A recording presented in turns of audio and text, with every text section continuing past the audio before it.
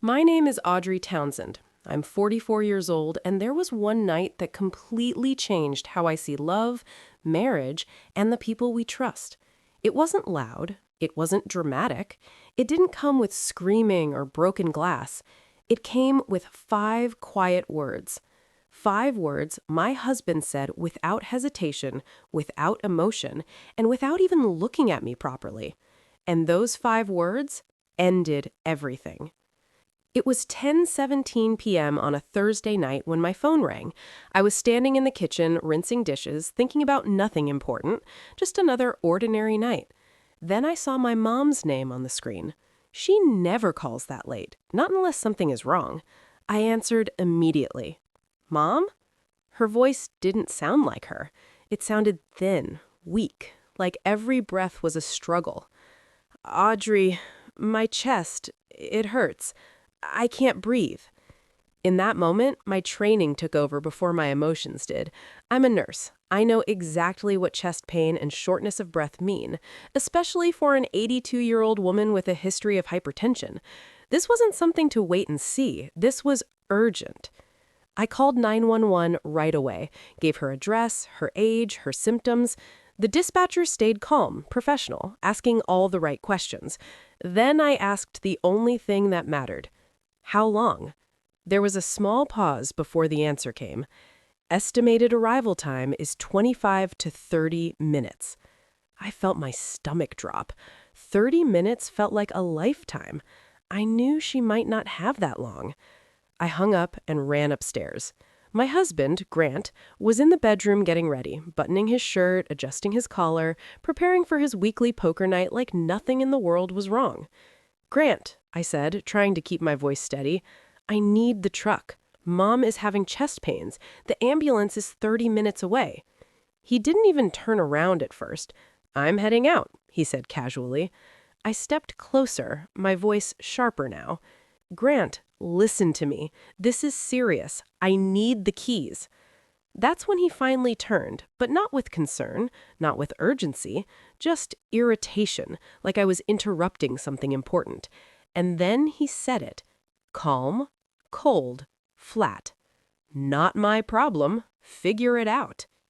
For a second, I thought I misheard him, but I didn't. He grabbed his wallet, walked past me, close enough that he could have handed me the keys, and just kept going. No hesitation, no second thought. The front door opened, closed, the truck started, and just like that, he was gone. I stood there in the hallway, holding my phone, listening to my mother struggle to breathe on the other end, and I realized something in that moment. I didn't have time to argue. I didn't have time to cry. I didn't have a husband I could rely on. So I did what I've always done. I figured it out. I called Frank, my mom's neighbor. He answered on the second ring. Frank, I need help. That's all I said. He didn't ask questions, didn't hesitate. I'm on my way. He was at my house in less than 3 minutes. We didn't waste time talking. We just moved, fast, focused. He drove like every second mattered because it did. When we reached my mom's house, she was on the floor beside the couch, pale, weak, barely breathing. I rushed to her side, checking her pulse, trying to keep her conscious. Frank lifted her carefully and carried her to the truck. I sat in the back with her, holding her hand, telling her to stay with me. 11 minutes later, we were at the hospital. The ER team took her immediately. Everything moved fast after that. Machines, monitors, nurses, doctors. Then came the waiting. The longest 20 minutes of my life. When the doctor finally came out, he looked at me and said, "You got her here just in time. Another 15 to 20 minutes and we would have lost her." 15 minutes. That's all it was. 15 minutes between life and death. And my husband chose poker over those 15 minutes. That night, I sat in the hospital hallway, listening to machines beep steadily, watching my mother breathe through oxygen, and something inside me shifted. It wasn't anger, not exactly. It was clarity, a kind of quiet understanding that I couldn't ignore anymore. This wasn't about one night. This wasn't about one bad decision. This was about years of small moments I had explained away, justified, minimized. the control over money, the way he dismissed my concerns, the way I handled everything while he simply existed in the life I maintained. I had been carrying everything for so long that he forgot I was the one holding it all together. The next morning, my phone showed 38 missed calls from him. 38.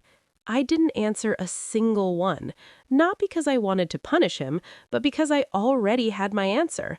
When I needed him the most, he wasn't there. That truth didn't require a conversation.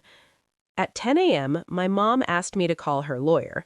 By 10:20, she was signing papers in her hospital bed.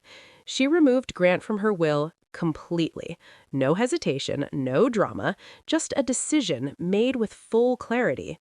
When he later tried to argue, to explain, to apologize, she looked at him calmly and said, "You removed yourself the moment you chose not to help." I watched her say that, and for the first time in 20 years, I didn't defend him. I didn't soften the situation. I didn't make excuses for him, because deep down, I knew she was right. I didn't leave my marriage because of one night. I left because of 1,000 nights where I was already alone. That night just made it impossible to pretend otherwise.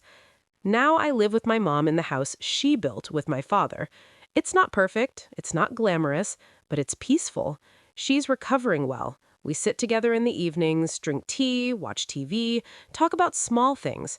And for the first time in years, I feel like I can breathe. I opened a bank account in my own name. I make my own decisions. I don't ask permission for basic things. It sounds small, but it feels like freedom. Sometimes people ask me if I regret leaving. I don't, because I learned something that night I will never forget. Love is not what people say. Love is what people do. Love is who shows up when it matters most.